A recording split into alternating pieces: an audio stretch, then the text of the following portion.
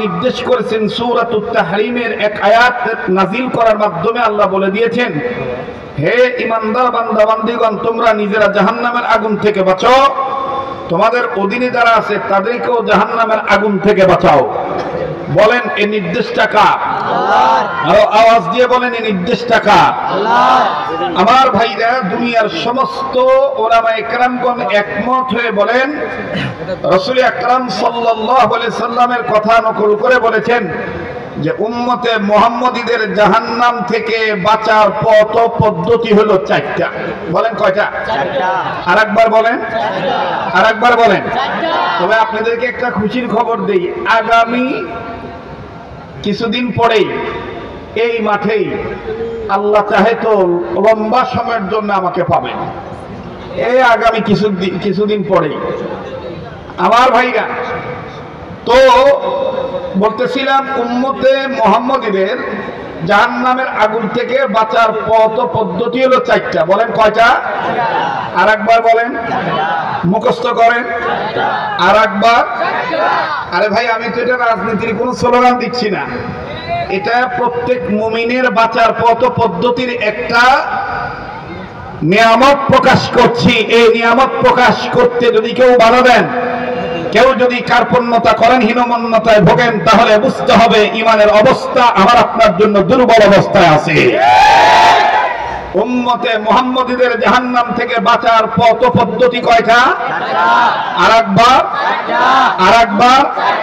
নিজে বলবেন, ডানবাম লক্ষ্য করবেন, কে বলে না, যে বলে না বুঝে নেবেন এই লোকটার ভিতরে ভেজাল আছে। উম্মতে মুহাম্মদীদের জাহান্নাম থেকে বাঁচার পথ পদ্ধতি কয়টা? আরেকবার। জোর হলো না, জোরসে বলেন। আরেকবার। কি কি? নাম্বার 1 আলেম হওয়া, নাম্বার 1। নাম্বার 2 আলেমের ছাত্র হওয়া, নাম্বার 2। নাম্বার 3 আলেমের কথা শোনা, নাম্বার 3। নাম্বার 4 আলেমকে মুহাব্বত করা, নাম্বার 4।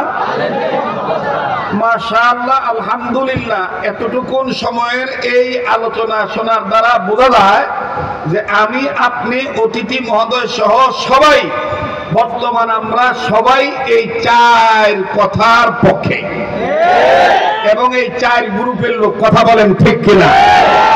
এই 4 গ্রুপের লোক যারা হবে তারা কোনোদিন আলেমদের ঘাড়ে হাত দেওয়া পছন্দ করবে না। এই 4 গ্রুপের লোক যারা হবে তারা আলেমদের রাজনীতিকে অপছন্দ করবে না। এই 4 গ্রুপের লোক যারা হবে তারা আলেমদের বিরুদ্ধে মামলা করতে দেয় না। এই 4 গ্রুপের লোক যারা হবে তারা কখনোই রাম, বাম, চ্যাটার্জি, মুখার্জি, গঙ্গোপাধ্যায়, চট্টোপাধ্যায়, হরিদাস পাল্লেন সেনের এজেন্ডার বাস্তবায়ন করতে চাইবে না। এই 4 গ্রুপের লোক যারা হবে তারা কোনদিন শরীয়তের বিধানকে প্রত্যাখ্যান করে মানুষের তৈরি করা আইন মানার জন্য পা-চাটা গোলামি করবে না। মোহতারাম হাজিরিন, আমাকে কথা বলতে দেন। স্লোগান নিতেও আসি নাই, দিতেও আসি নাই। যতটুকুন সত্য ততটুকুন আপনারাও বলবেন, আমিও বলবো। কথা বলেন ঠিক কিনা? আবার বলেন তো দেখি, উম্মতে মুহাম্মদীদের জাহান্নাম থেকে বাঁচার পথ পদ্ধতি কয়টা?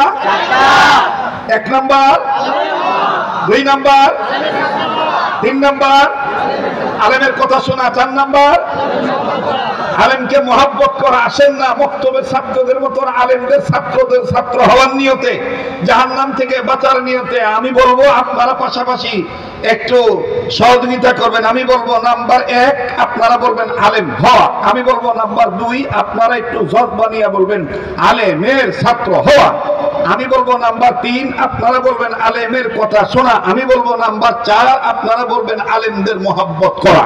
পারা যাবে কি যাবে না? বলেন পারা যাবে কি যাবে না? দুনিয়ার মানুষ মনে রাখবেন, এই বিশাল অট্টালিকা প্রাসাদ নির্মাণ করা হয়েছে, এই মাঠটা সুন্দর সুশোভনবিত হয়েছে, সৌন্দর্য বৃদ্ধি হয়েছে। এই পৃথিবীতে অনেক পাহাড় পর্বত অনেক কিছু আছে।